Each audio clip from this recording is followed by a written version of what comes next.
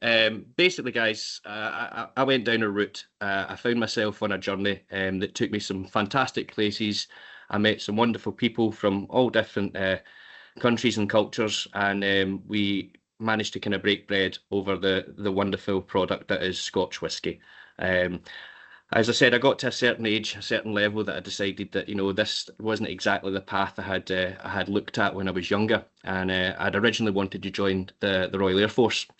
Um, I got told at the recruitment that I was a bit too indecisive because I originally wanted to be a soldier. I wanted to work outdoors, and that's what I really, really wanted in my life. I was told I was too indecisive, and the reason for that is because I'd done my tests and they told me I was a bit too clever to be a soldier, and I was supposed to go into some form of trade, which I then changed my mind and then got spat out the other end. So in that period of time, I found myself, as I said, working in hospitality, traveling around doing tricks and magic, and that was great. But around about 2020, just prior to the pandemic kicking off, I actually started to feel a real pull towards what I'd originally wanted to do with my life, and that was to work outdoors. So I had to have a little look at my life, and I looked back and tried to figure out what it is that I wanted. At that point, I'd actually started doing target archery. And for about 2 or 3 years, I'd been practicing archery in my back garden and felt I was getting very, very competent with it. And I really, really wanted to go do archery hunting. Now, archery hunting is not legal in the UK. So my wife and I looked lots and lots of different options. And then, as I said, the pandemic kicked in.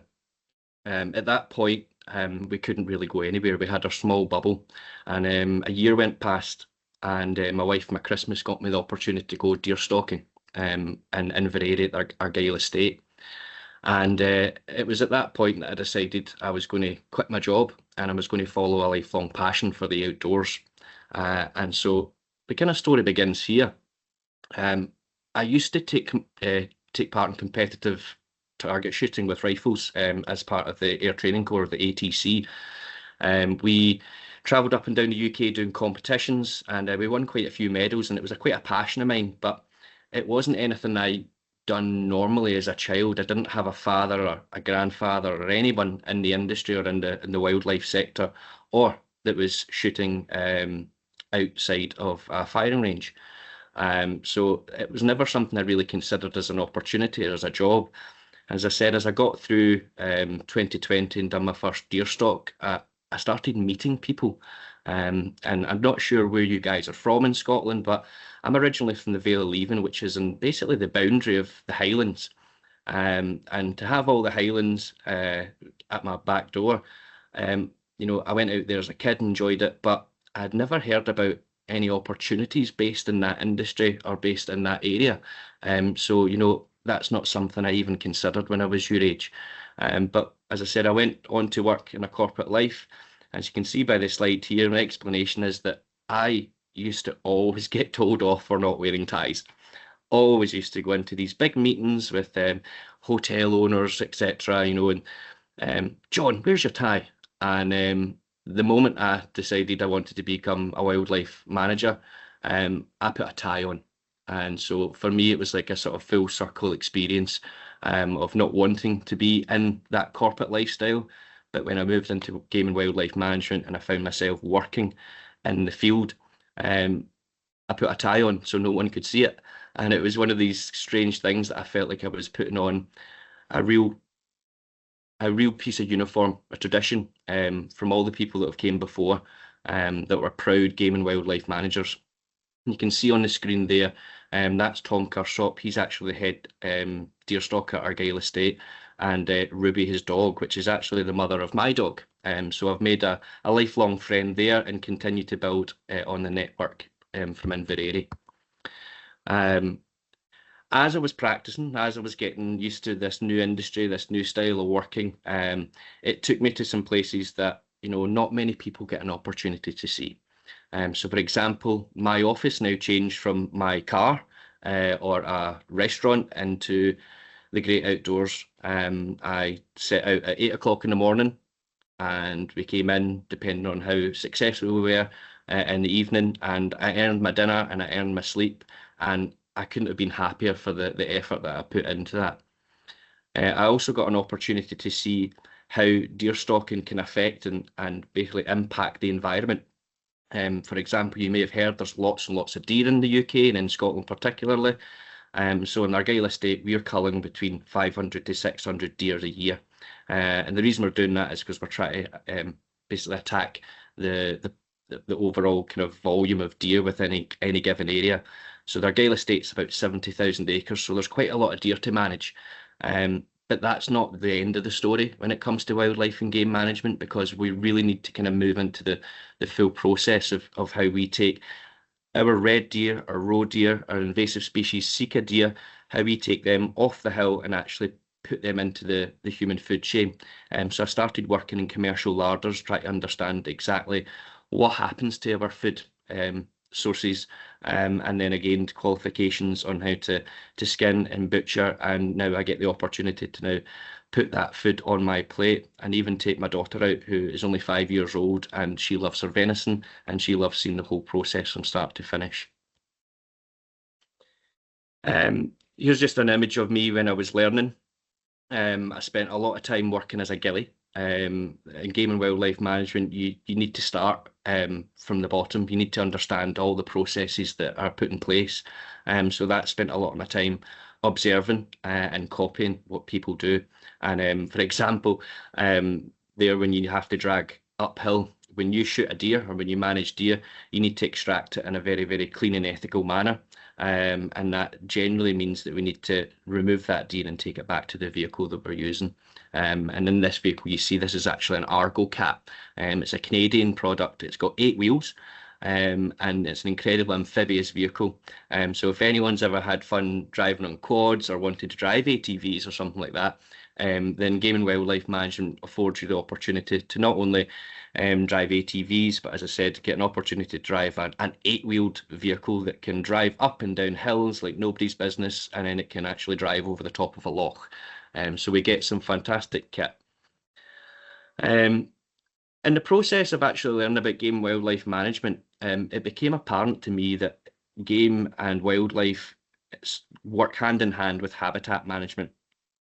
So when you specifically work in a small niche, you start to recognise, as I said before, the effect that the deer have on the ground, but you also see what effect the ground has on the deer. So you can actually start to work to manage the land specifically for your given use. So for example, you have farmers that have got beautiful fields with lovely grass for their livestock. And we've got forestry that have set up lots of fences to keep deer out. So, deer has a huge impact, but if I wanted to manage wildlife, I needed to understand a little bit more about habitat. So moving into that kind of industry, I had a young family, because I moved into the industry a little bit later. As I said, I didn't have any familial roots to get into there, so it was just all about network building for me. And in the process, I realised that if I wanted to work solely in game and wildlife management, then I would actually have to travel quite far or maybe move away from my young family. And at that point in my life, I wasn't prepared to do that. So I set up my own company doing habitat and wildlife management. And one of those jobs that I first got was actually removing larch trees. Now, larch trees are quite susceptible to something called sudden larch disease. It's actually a sort of fungus, and you can see on that tree there that it's going slightly dark and black. Now, it's extremely invasive, this fungus, and so when it attacks a tree, it kills the tree, and the tree is left to stand, and it continues to produce spores, and it can infect hundreds of more trees. So one of my first ever jobs was dropping 1,600 larch trees in a forest, opening up a lot of space, providing a lot more light to the understory. So we done two things which were great for wildlife. We removed this fungus, or the opportunity for the fungus to grow and to spread, and we also opened up the forest and the woodlands so that the understory had an opportunity to grow, which would attract a lot more wildlife. And so that was just a prime example of habitat management over and above what I'd done for wildlife management. So when I'm working more on the wildlife side of things, it's not always a great day. Let's be honest, there's everyday hazards that we need to tackle. If you like working outdoors, you know that paths or puddles don't always just look like tiny little puddles, and this little puddle that you see my quad bike stuck in didn't look as deep as that, but let me tell you, it was. And we deal with sort of incidents like this on a regular basis, so not every day is the same. You might expect to go out there and have a fantastic day with your guest, as you can see a successful guest there with a red stag that had to be managed, and this guest actually paid for the management of that deer. That was a fantastically smooth day, and as you can see, my quad bike stuck in the mud was not a smooth day.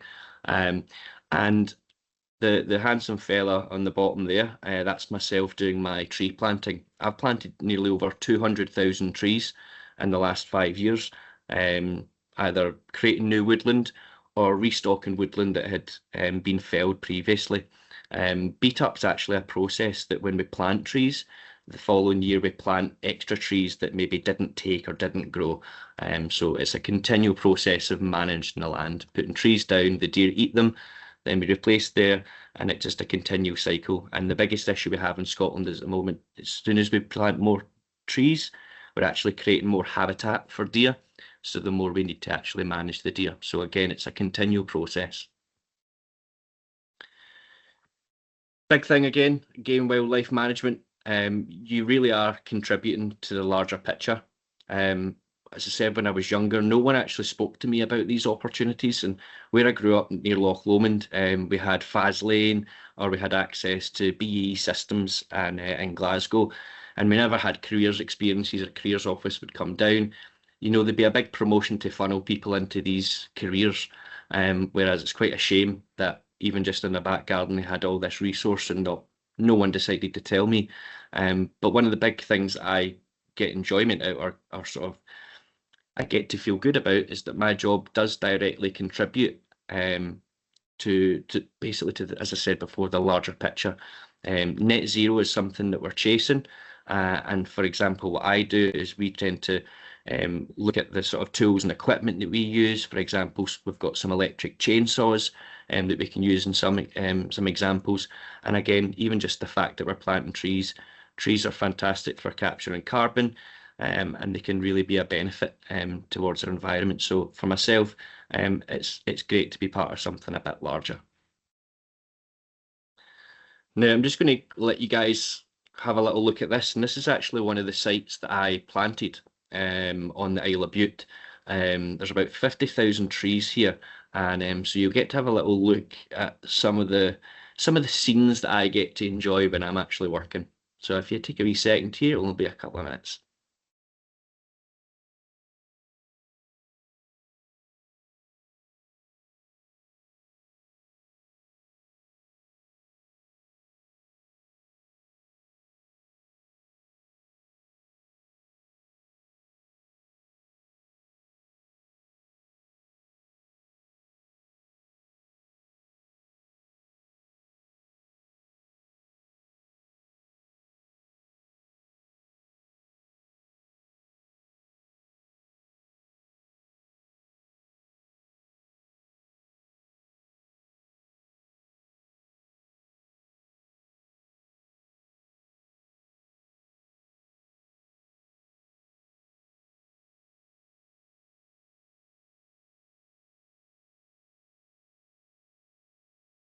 Have to say thank you to my cousin, who is a fantastic videographer, and she came over to the Isle of Bute and spent a couple of days with me.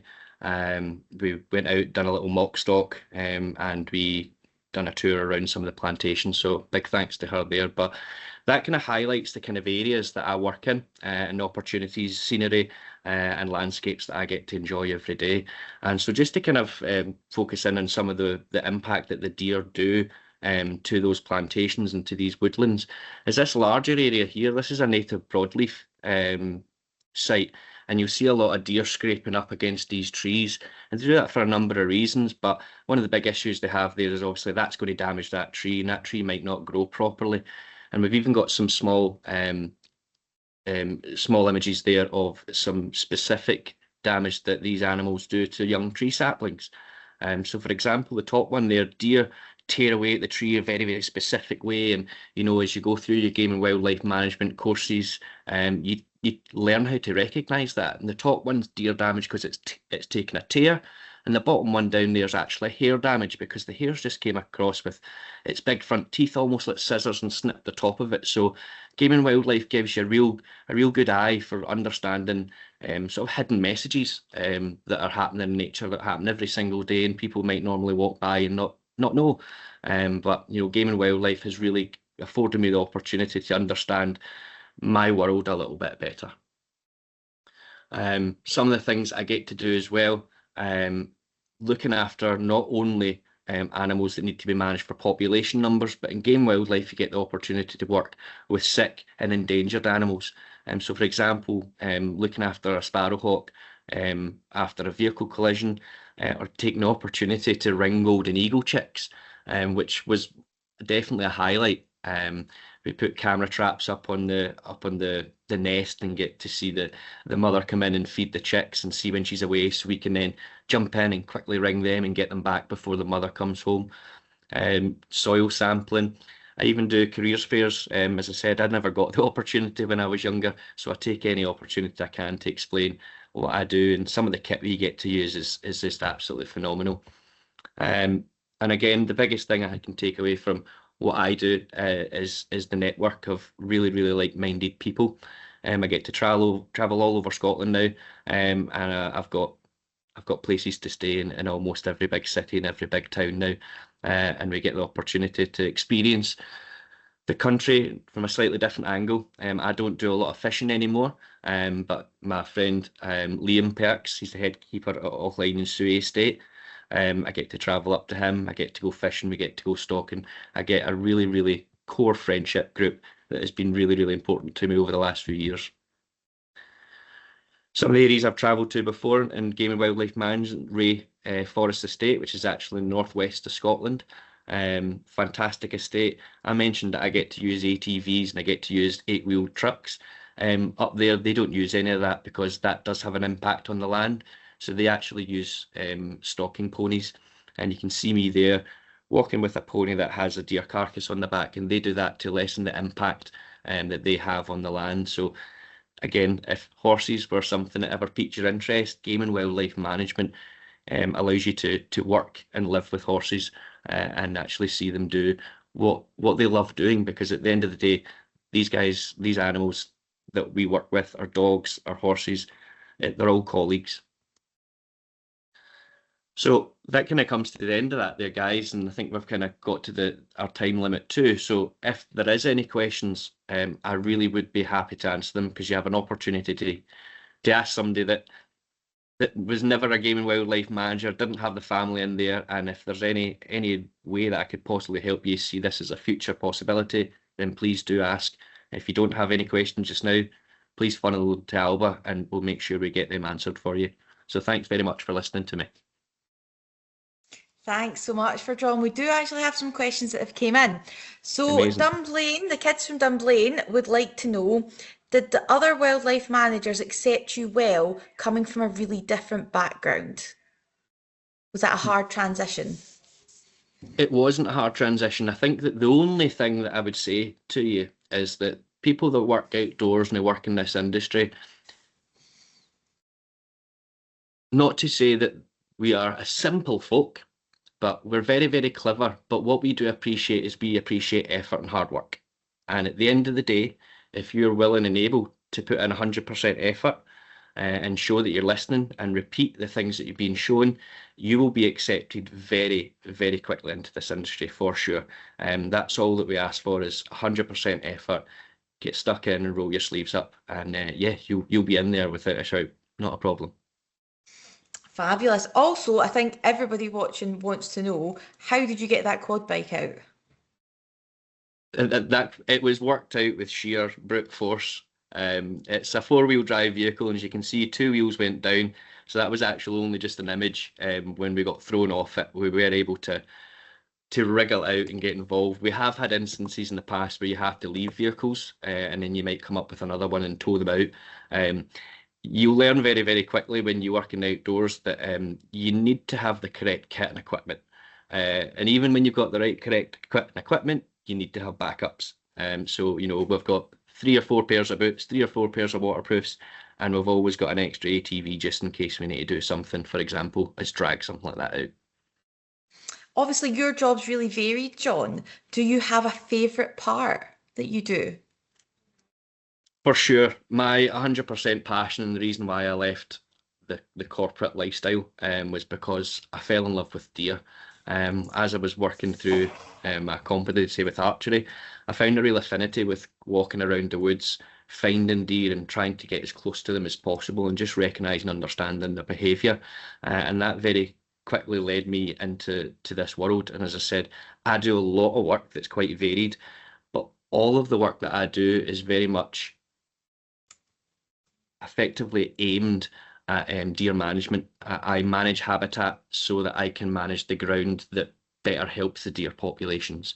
Um, I I do a lot of drone technology now as well. I use thermal drones where we can get them up really, really high and we can see huge swaths of land. And also use multispectral technology, which lets me actually read the hidden sort of messages that trees have or plants have, etc. I mean, this technology allows me to see what the world looks like as if I was looking through the eyes of a bee.